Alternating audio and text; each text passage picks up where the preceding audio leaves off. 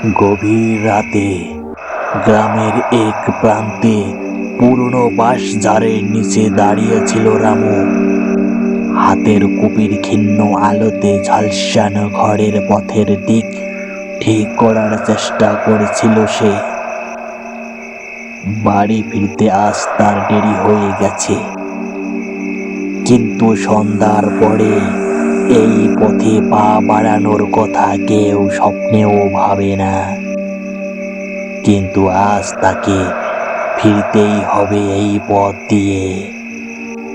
বাঁশঝাড়ের পাশ দিয়ে হাঁটতে গিয়ে হঠাৎ করেই কেমন যেন একটি অদ্ভুত শীতল বাতাস বইতে শুরু করলো। গায়ের লোম খাড়া হয়ে গেল রামুর। এমন সময় পিছনে হালকা চাপা হাসির শব্দ শুনতে পেল সে। তৎক্ষণাৎ ঘাড় ঘুরিয়ে রামু পিছনে তাকালো, কিন্তু কিছুই দেখতে পেল না। কে আছিস সেখানে? সাহস হলে আমার সামনে এসে দাঁড়াও, গলা কাঁপিয়ে রামু বলল। কিন্তু কোনো উত্তর এলো না। ঠিক তখনই বাঁশঝাড়ের ঝোপের মধ্য থেকে এক জোড়া লালচে জল চোখ দেখতে পেল সে। রামুর হৃদয় ভয়ে কেঁপে উঠল।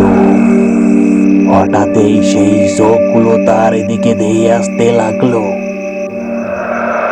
রামু আবার পিছু হটতে গিয়ে মাটিতে পড়ে গেল।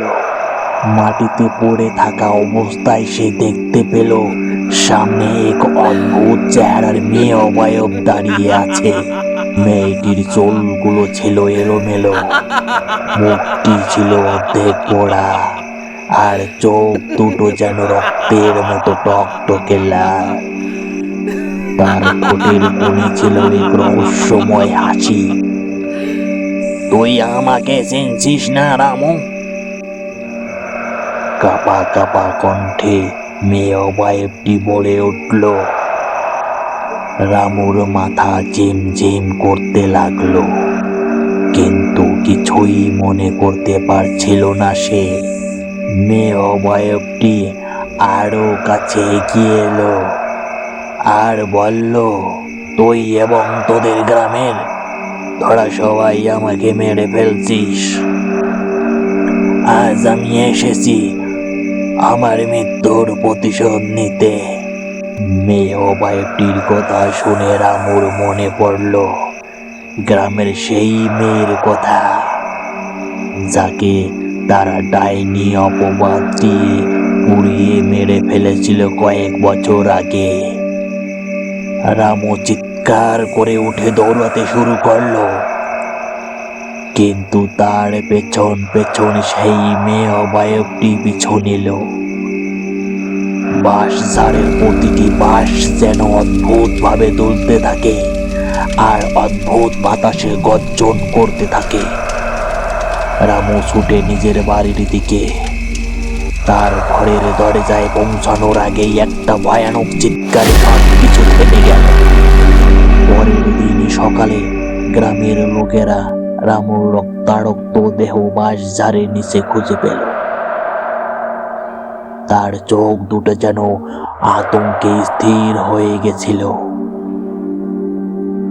সেই রাতের পর থেকে গ্রামে অদ্ভুত অশান্তি শুরু হয়ে যায়।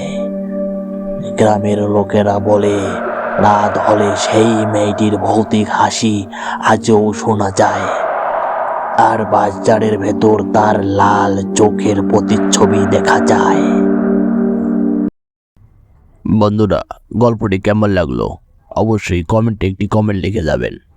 আর যদি গল্পটি এতটুকু ভালো লেগে থাকে তাহলে অবশ্যই একটি লাইক দেবেন এবং সাথে সাথে চ্যানেলটিকে সাবস্ক্রাইব করে রাখবেন।